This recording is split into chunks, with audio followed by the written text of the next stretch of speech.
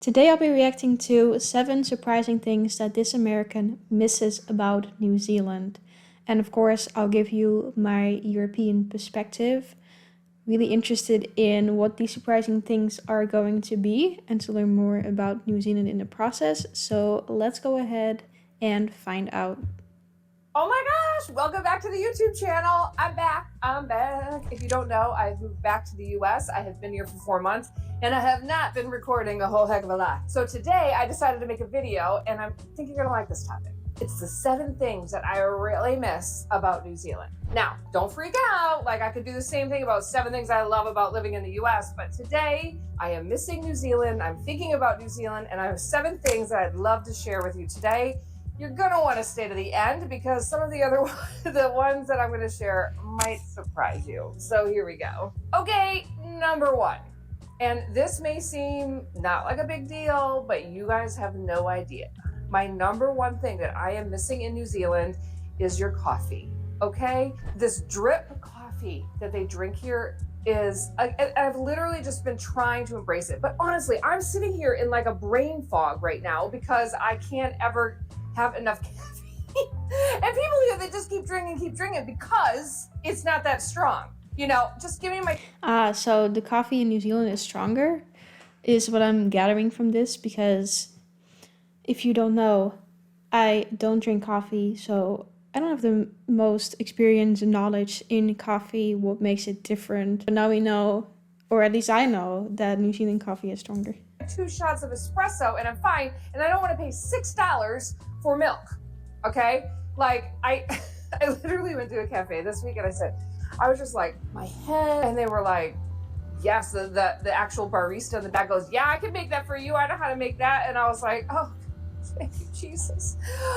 Oh my goodness, it was amazing. Okay, and so like I just haven't been doing well with this drip coffee, and I need to get an espresso machine, but you know what? I need to buy everything. I had to start over. I didn't have anything, so it's not on the top priority, being that I'm the only one that drinks it. But I'm getting there. Like I'm starting to die now.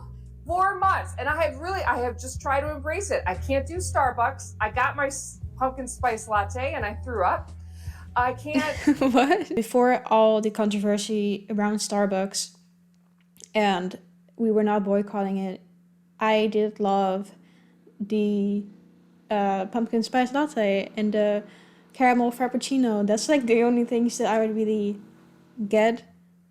And I know that's when you're actually like a coffee lover, you probably don't drink that, but that's the only things that I can really drink. But I get that you might not want to pay for just a lot of milk and sugar and stuff like that. I don't know.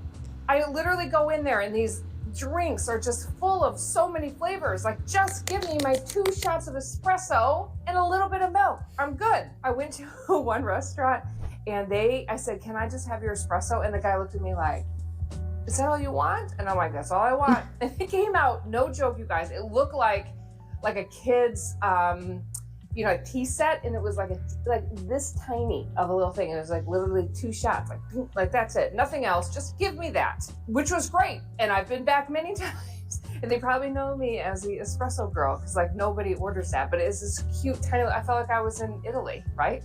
I was in Europe, like that's how they do it, like that's all I need. Yeah, that is how they do it. Just load me up. I don't need to pay $6.75 for basically milk with a lot of flavor shots in it. So give me my 2 shots of espresso. So guys, I am missing the coffee, guys.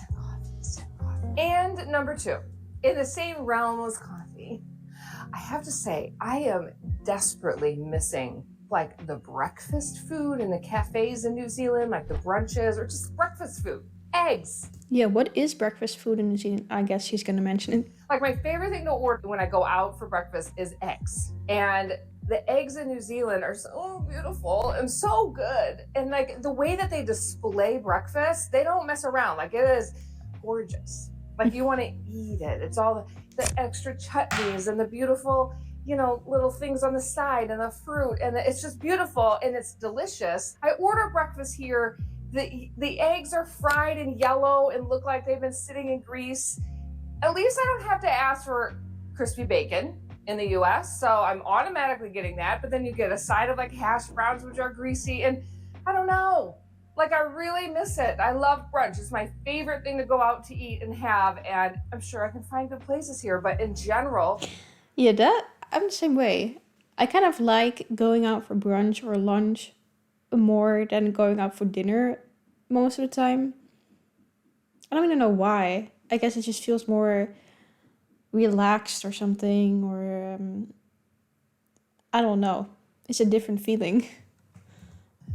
oh, when you're ordering, like even at a decent place, like the eggs, like I can't even order eggs.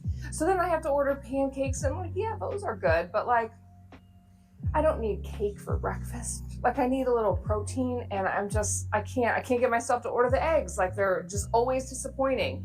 And in New Zealand, they're just beautiful, orange, delicious, tasted good. Like I don't even know what's going on in the US too. Like the avocado. But aren't at least when you're talking about eggs, when you like crack them, they're uncooked. Aren't they always orange?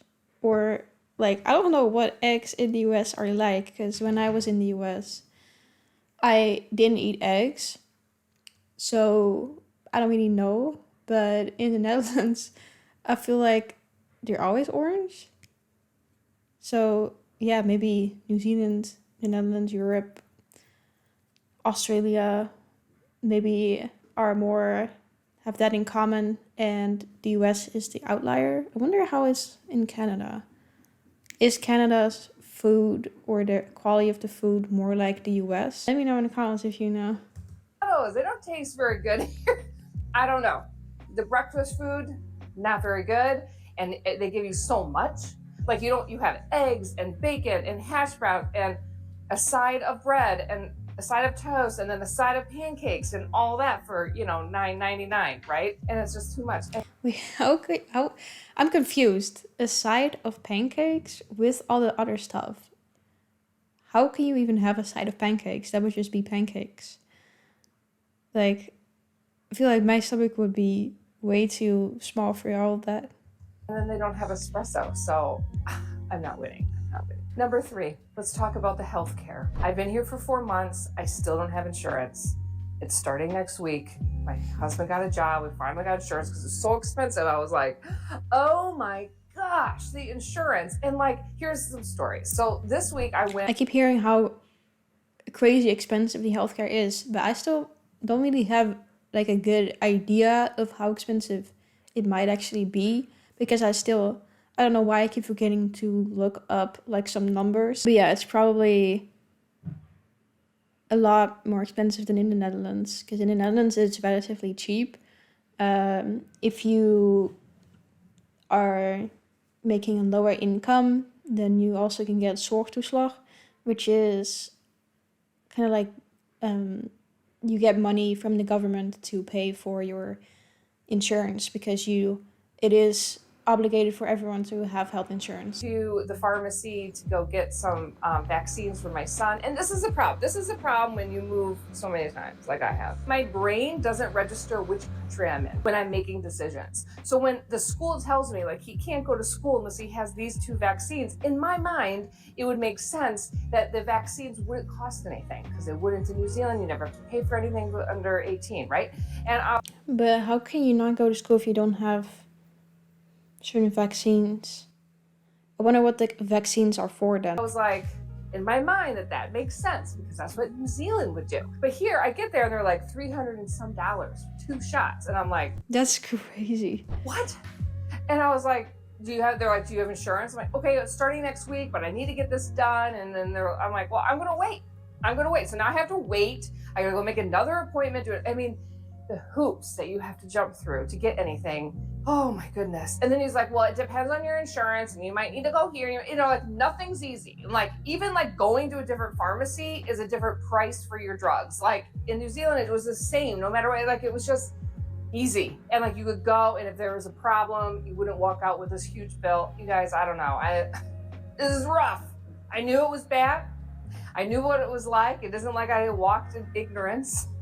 But man, it's just such a shock when you come back and it's just like everything. And I'm just like, even just to make the decision on which health plan we're going to choose when my husband started work took like hours to like figure it out. figure out, well, this would make sense, and what if this happened? Oh my goodness, you guys, the healthcare system in the U.S. is just messed up. Number 4, you know what I really miss is the New Zealand relaxed attitude. I'm telling you, the things in the U.S. like they're much more cutthroat. Like, you need to be here. You need to do this. If you're late for work in New Zealand, if you're late for school in New Zealand, it's like, no worries. We don't want you to get an accident. We don't. That attitude, that doesn't exist here. It's not that. So it's more like Spain in that way then? It's more loose. Because in the Netherlands, it is a little more like, you're not really supposed to be late to work or anything like that. I guess you're not supposed to. In New Zealand, it's not like, oh yeah, come to work late. But as it's more easygoing and relaxed. That sounds nice. That they're really mean and that they're being difficult. It's just that, they're just very much like, this is the expectation and you need to meet it. And my children are noticing this. They're noticing this in sports. Like there's no like, you have to do this and you have to be on time. And there's no flexibility.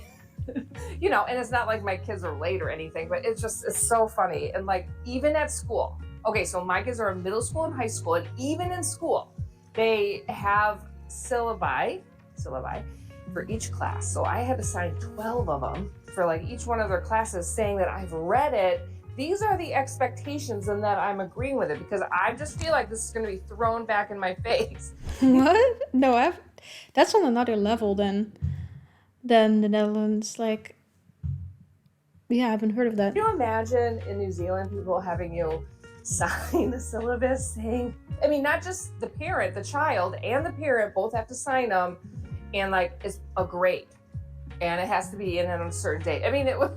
My kids must have been like, what the heck is this? Mom, you just need to sign this, but I know what it is. They're saying that if there's any issues with your kid and the grade, you agreed.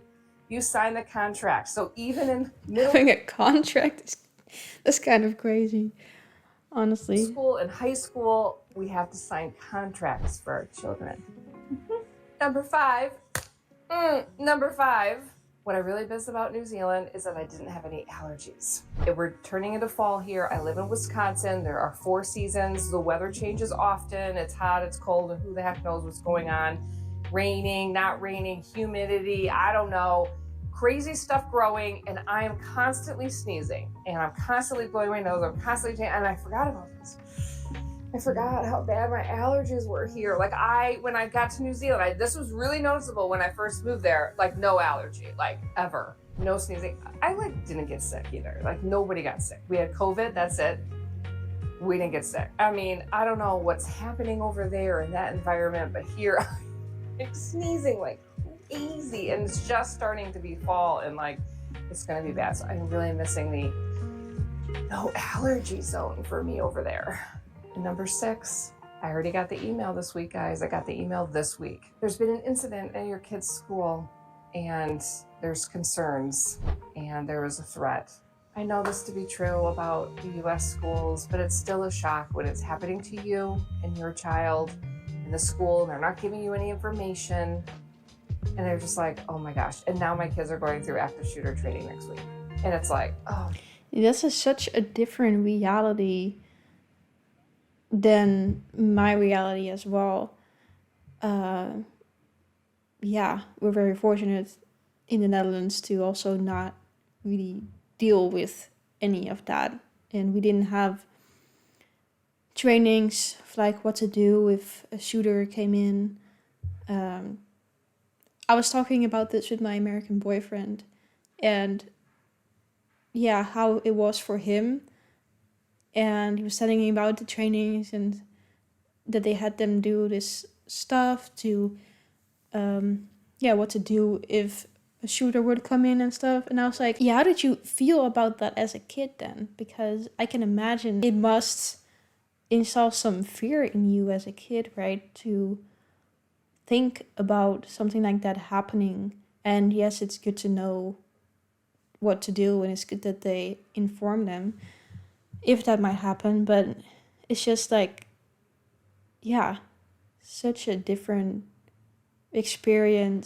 school experience than what I had. Really, like this is what we're dealing with, and it's scary, you know? And I talked to my kids about it, and they've gone through active shooter training there in New Zealand too, so that made me feel a little bit better. But I mean, you got to be prepared. Obviously, I'm not against that. It's just, I guess the realities and bringing it so close to home is just like, I got to take a deep breath. I mean, it sounds like the school handled it well, and... But how is it in New Zealand? Does that happen often in New Zealand too? I have no idea. Let me know in the comments. You know, it's good, but man, I just, like, that is just not, I just don't think there's at any point that parents are like, are used to this, that, you know, that it's not a complete shock and a complete like, oh my goodness. Especially when like literally last year I'm living in New Zealand and now I'm here for, you know, family reasons and wonderful reasons. But man, the realities, the pros and cons of places are, some of the cons can be really bad. And like, oh, so everything's fine, but it's just the harsh reality of, you know, and it's interesting because I was talking to people about it and they're like, this is the harsh reality of the world we're living in. And I'm like, not the world, America, okay? It's America. Now, there isn't like there isn't shooters other places, but it's not even the same. Like, a certain number of people need to die before it needs to even report it here. Like, it's not the same. It's here. It's not everywhere.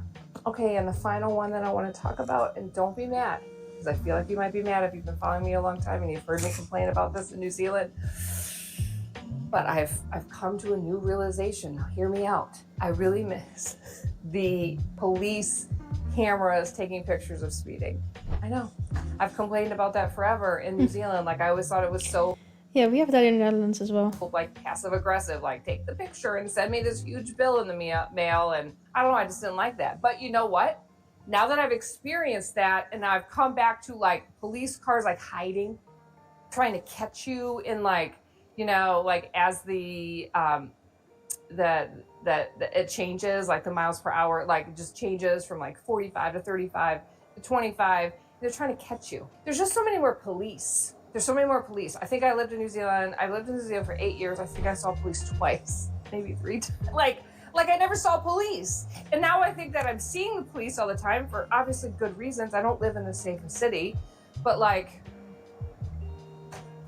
it's pretty, I don't know. I don't like that better. I've gotten pulled over even, and I was like, I don't even know what I did wrong.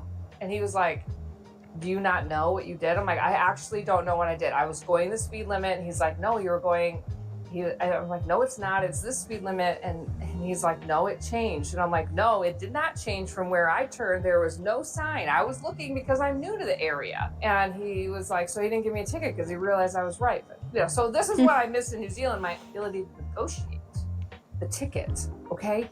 But no, I've decided no. I don't like the police hiding and pulling you over and all. Yeah, when I was in the US and I saw this, this police car just hiding, I was like, huh, that's interesting. Now we do have, like, it will happen sometimes in the Netherlands, like on the highway or something, but not really in the way that it happens in the US. And I was like, yes, that's interesting. Well, no, that's not better. I was wrong. I admit it. I was wrong. I missed the cameras. Bring back the cameras. That was basically the end of the video. Very interesting points that she brought up. And yeah, interesting to see that some things we have in common, like the Netherlands and New Zealand. And also some things that we might not. I think we could all use a little bit more of that New Zealand relaxed vibe in our lives. Let me know in the comments, what is your favorite thing about New Zealand if you live there? And if you don't, what's something that surprised you the most of this list?